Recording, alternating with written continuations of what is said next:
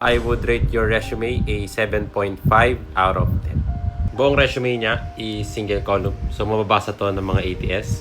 Good. Yung pagkakasunod-sunod, okay naman. Except dito sa core competencies, I would suggest na isama mo na siya dito sa skills mo sa baba. Tanggalin mo na lang din yung word na technical skills. Pwedeng skills na lang siya. And then pagsamahin mo sila nung core competencies. Also, I like what you did with the references. Since kukunin lang naman nila yan kapag iba-background check ka na nila.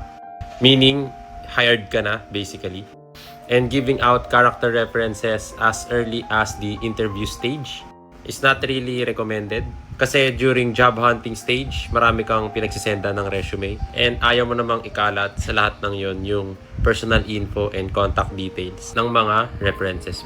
Okay naman, kaya lang, I would suggest na mag-add ka pa and gawin mo siyang at least 3 bullets.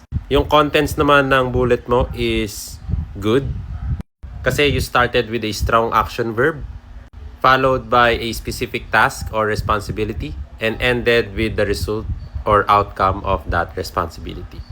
So managed, led, and then specific task. And then lastly, you ended with the result of that task. It would be even better if may specific metrics or impact of that result. Pero okay na rin to. Sa education section, okay naman. Check out my website if you want to increase your chances of getting interviews by tailoring your resume for each job post. Visit fixresume.io.